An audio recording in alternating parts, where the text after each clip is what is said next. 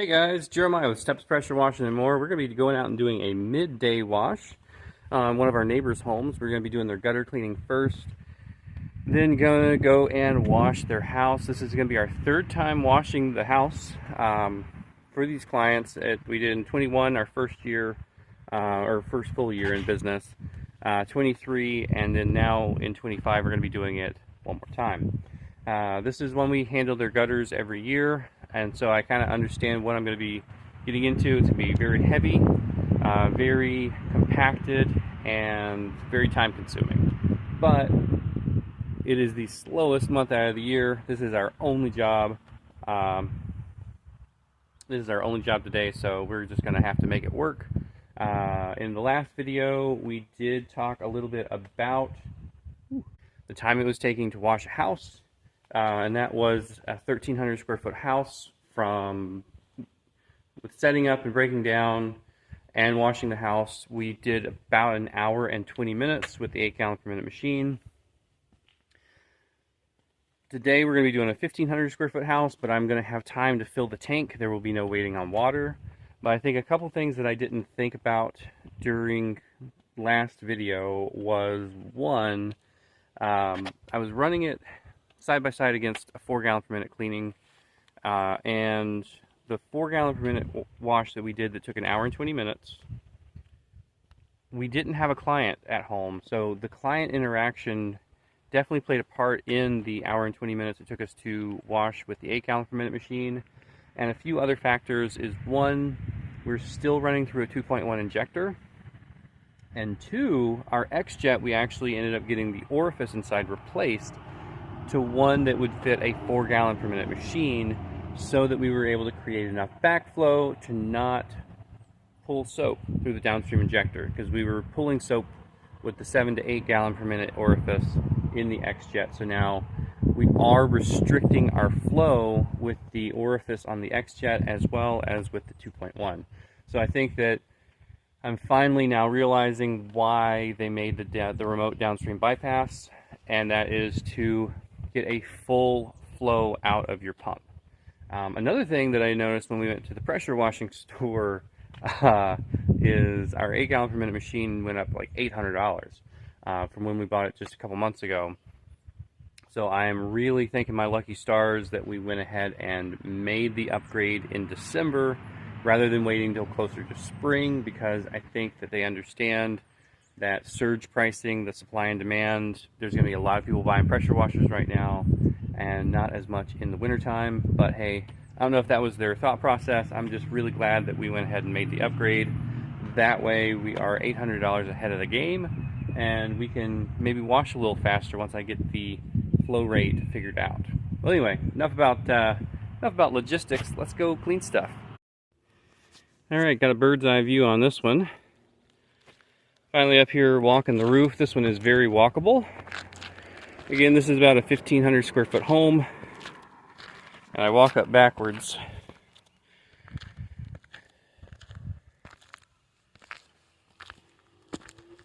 A little bit of roof shingle damage noted right over here.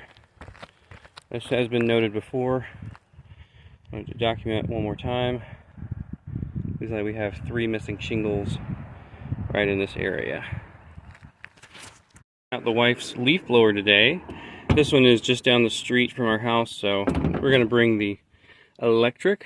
Try to keep it quiet today. We're not doing any of the gutter clean out with it, just more of roof blow off. So we'll see how it does. Yeah, this thing might be just about as powerful as the Husqvarna is.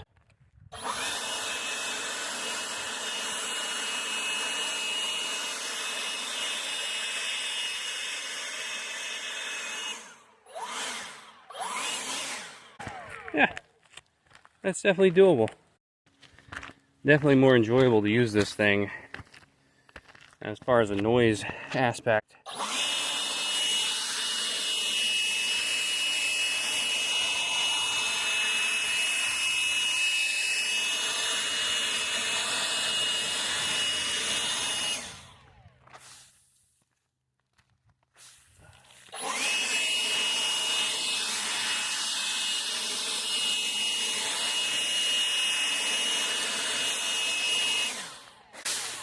On-demand power is pretty nice.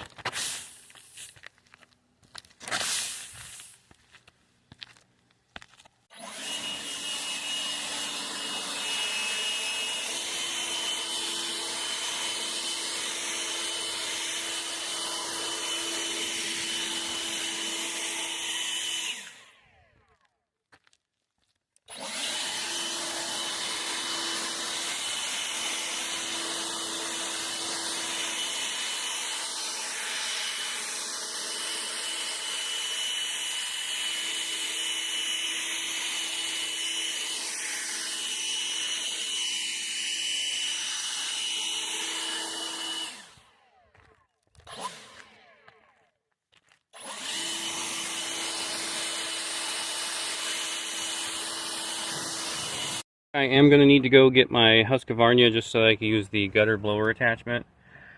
These are pretty rough, which I always remember them of being, and this is really what's causing it, is this direct overhang of the trees here. And once we get down into the nitty-gritty of it, this stuff is wet and is full of these pollen pods. And again, that just means this has not been draining for probably 8 months. So definitely going to be putting a little bit of pressure on this client to do this a little more often, just because he's going to damage the gutters by letting them go too long. Yeah. Yay. Alright. Getting to the cleanup here, I do want to make note of how much debris was in these gutters. This right here was just from the area above the front porch. This one little area here. And not much over the garage. Everything seemed to be dry, so that one was somewhat unclogged. Got a nice little pile here, including one of those missing shingles. And then a couple smaller piles. And these 3 piles together were for just this gutter line. Right over here, we have a pile that contains a roof valley and then a small gutter line right here. That is right down here. And again, on all of these, they contain pollen pods, and they have been clogged since at least May of last year, maybe June. Alright, right over here we have the pile that came off the roof valley up top, along with the gutter line right up here. It is currently pitched. It is bowing on this side, and that is going to need to be repaired. It's just been holding weight too long, and now it is damaged. And right back here we kind of get back to where we're under the trees and have a nice pile here. Everything in this gutter line was wet, and again, more pollen pods, and then another pile right here. I generally would use a 5-gallon bucket to help contain some of this, but this is just, I don't know, it's so heavy, there's so much debris. This is just throw it on the ground and clean up afterwards. Alright, so we are on to washing now. I went ahead and taped up the door locks, put a bag over the doorbell camera. You can see a considerable amount of growth here. It has been 2 years since this was last cleaned, and this is the north side, and it's under the pines. So, good little bit of growth, and it just needs a little bit of SH. It'll come right off. I've got about 125 in the buffer right now, so I'm not worried at all about running out. We have good water pressure here, so having a good amount of buffer is more than enough. I'll probably have to drain most of this, but you can see right below 125 on this guy. Alright, keeping track of time on this one. Doing our standard 1% mix. Again, not racing the clock. More so just kind of cataloging how long it takes a 1,500 square foot home.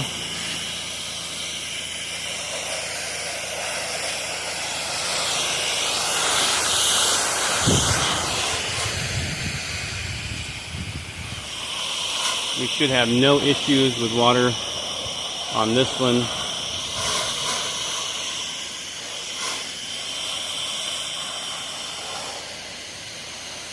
And no issues with height. This is all fairly low to the ground. And I should be able to hit all of this with the fan.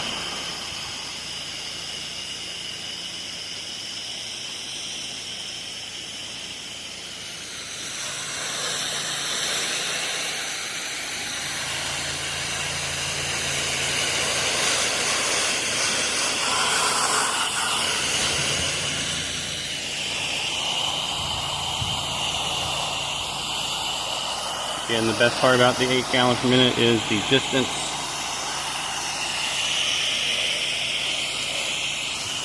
It stands pretty far back. Get this all shot from one spot. And on a fan.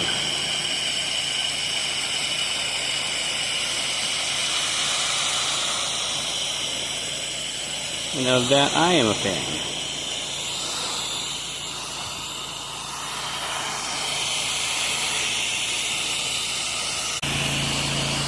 And again, here we go. Just applying the Kim here on the north side with a wide fan tip, covering as much area as I can. Trying not to move too fast so I can get everything nice and saturated.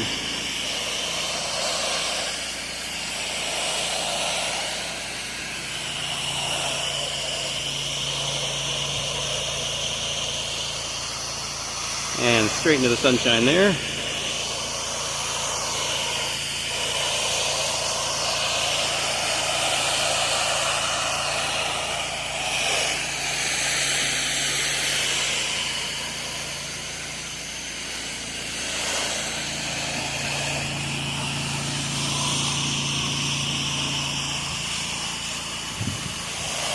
And get all this stuff down low.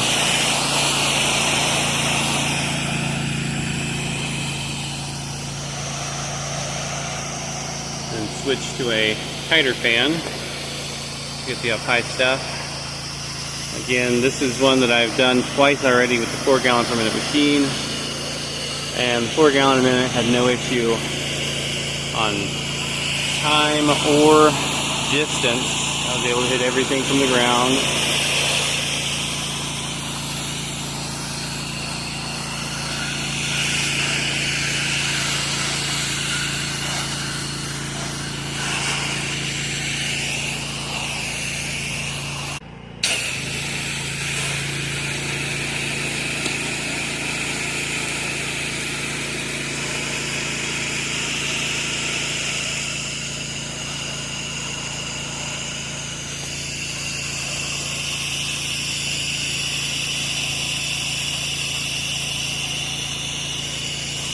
Yeehaw.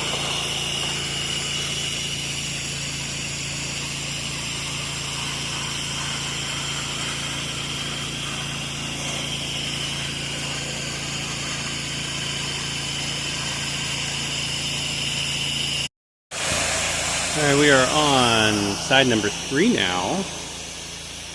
And we are about 30 minutes for wash and rinse on sides number 1 and 2, which if that keeps up, we're going to be right at about an hour, including setup time.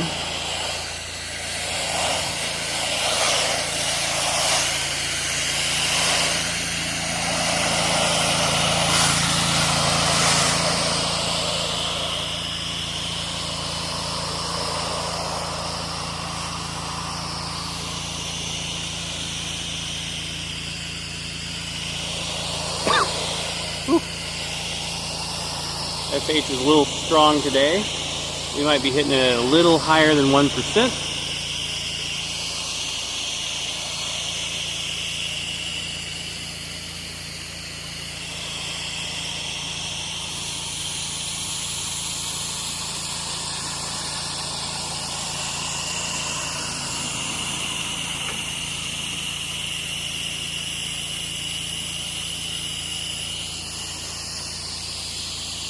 Oh yeah, time to dwell. That one altogether was about an hour and 5 minutes with setup and breakdown. So considerably faster on that one than the one I did the last time I tried and timed it.